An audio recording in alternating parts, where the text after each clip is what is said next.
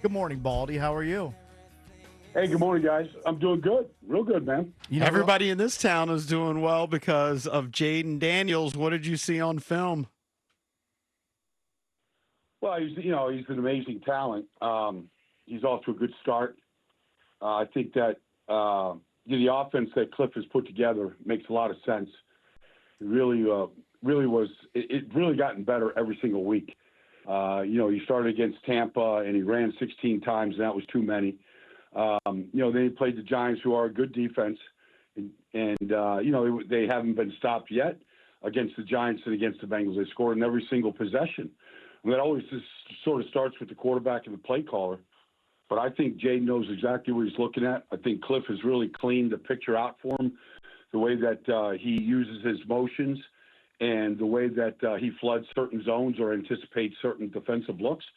And I think Jayden sees it the way he sees it right now. And so it's been impressive. And, last week, instead of, the field goals they kicked against the Giants, they scored touchdowns, which they needed because Burrow was on the other side, and they answered that. So the long bomb to Terry McLaurin, everybody was asking, what about McLaurin? Well, you can't throw that 55-yard bomb any better than Jayden did on that situation.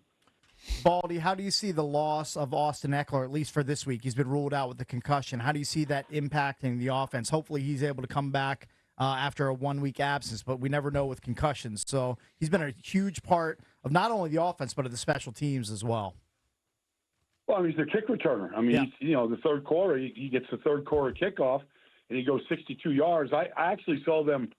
I actually went down to an OTA practice. Dan invited me down last spring. I went down, and that particular return, they must have worked on that at least 10 times in one day I was there. And they split it. They split it the other day. He's given them good field position. They turned that into a touchdown. That's a big loss. I think Jeremy McNichols is the guy that they're going to go to. You can look at his. I like Jeremy. He's a Boise State kid, I believe. Yep. He's bounced around this league. I don't know how many different teams he's been on. I don't know that's not Austin Ekeler back there. No.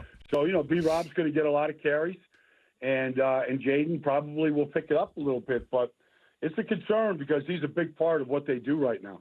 What do you see from Jayden just overall that gives you concern besides like frame? Because that's obviously a concern, like frame and exposing himself. But are you seeing red flags like he's missing too many receivers out there? He's not seeing the field. Are there anything like that jumping out at you? No, you look at his completion percentage. You couldn't ask for anything more than what he has right now. He's sitting. We lose him? Uh-oh. I think he might have hung up by mistake.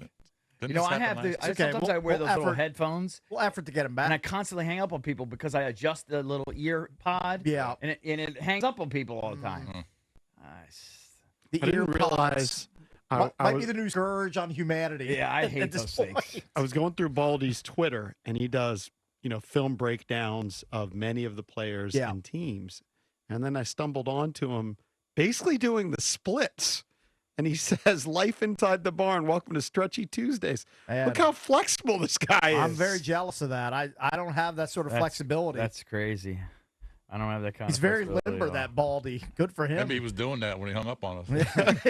maybe that was the problem. I can barely swing a golf club. He's got a fancy workout barn. Look at this. Do you see it? Yeah, I see it. I'm Baldy, are you there, buddy? Oh, Jarvis. Watching him go through the paces. Let's see. That's what EB wants for his golf simulator. Yeah.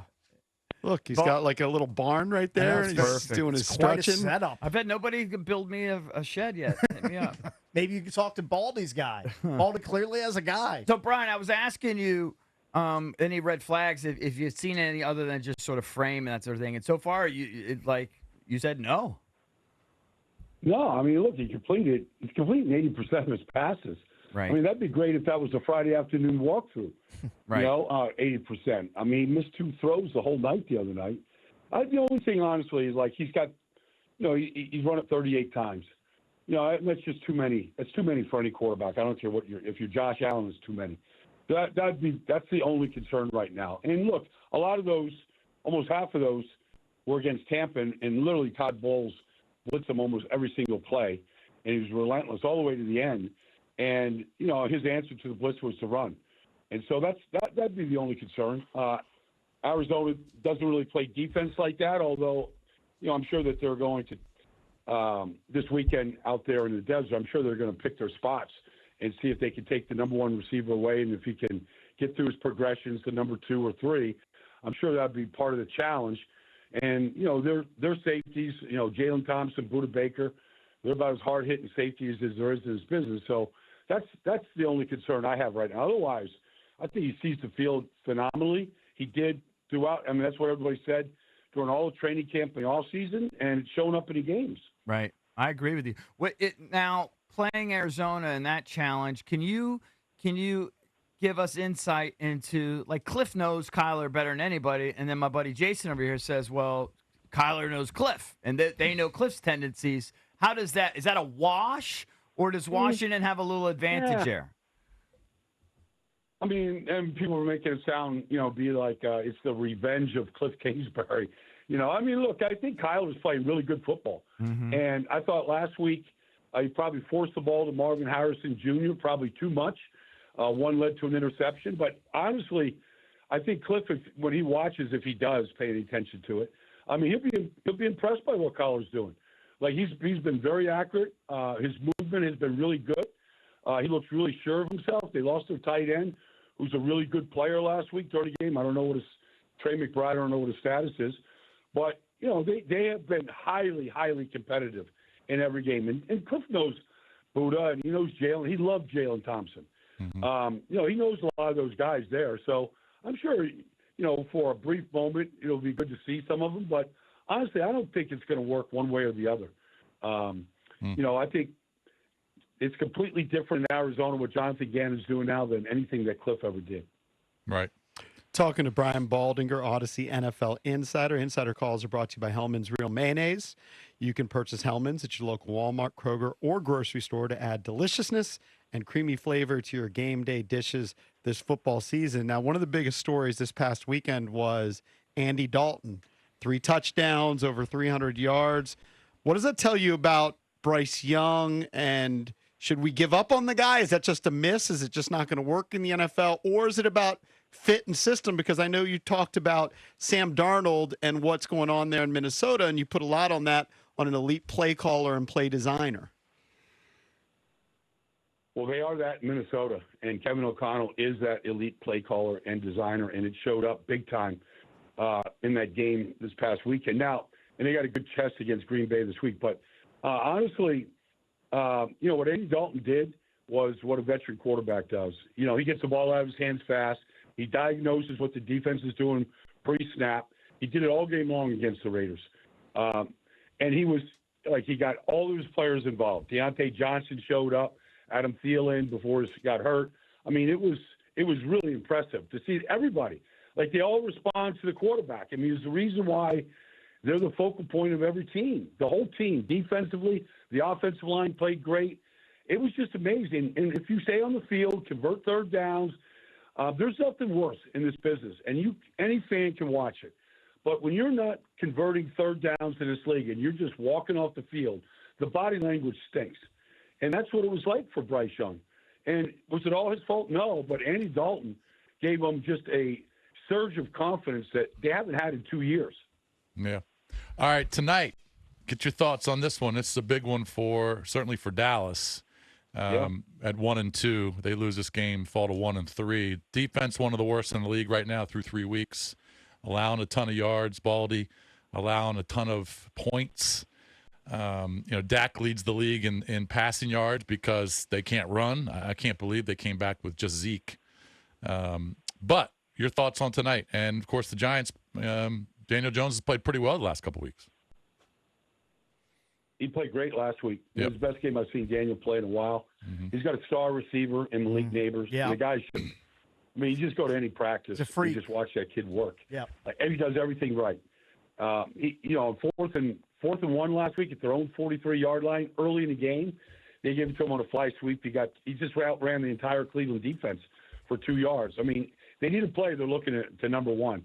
But, just that Motor Singletary now, I mean, look, he's not Saquon. I'm not saying anything like that. But since I watched that kid at Florida Atlantic and Buffalo and last year in Houston, he will make you miss. If you're a bad tackling team like Dallas was last week, he's going to make a lot of yards. Dallas can fix this run defense like Philadelphia fixed theirs. You can fix it in an instant. You can fix it in a week. Sometimes it's scheme. Sometimes it's good tackling. Sometimes it's just gap integrity. Like get your head in the gap and, don't give a Hall of Fame running back a big old lane to go through. He'll find it. And that was part of their issue last week. Look, this is going to be a good game. The Giants defensively woke up last week. They were really good.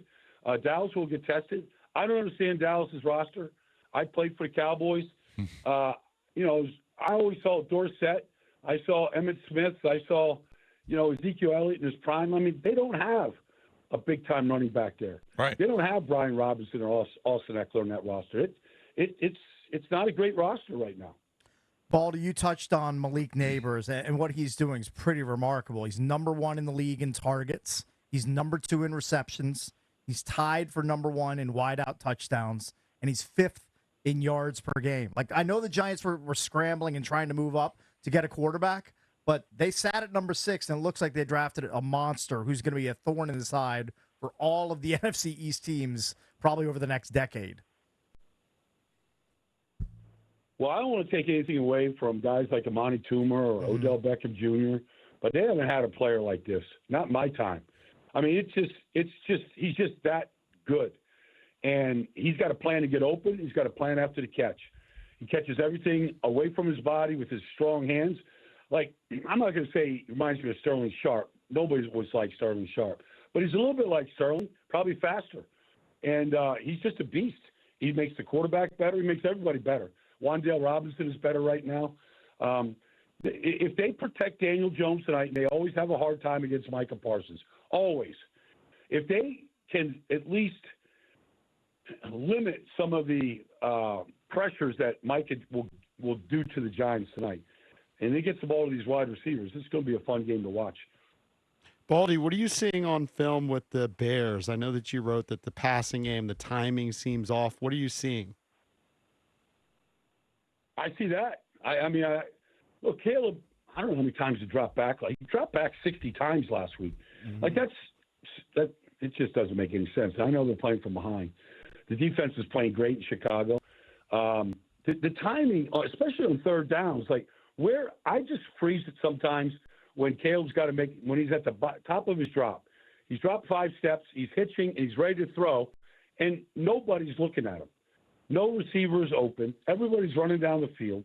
Like, the timing doesn't seem right, and it's been every week with him. And that's at some point you got to have a short option to get the ball out of his hands. Let somebody go make a play with the ball, whether it's bunch formations, whether it's shallow crosses. Like, you've got to give a quarterback quick options. Their offensive line is struggling to begin with, and so waiting on DJ Moore to get down the field 15 yards, to me, isn't a good option, especially when I watch Kevin O'Connell, what he's doing with Sam Darnold. You look at some of these coordinators, you look at what Matt LaFleur is doing with Malik Willis and how simplified, or even what Cliff is doing with Jayden right now.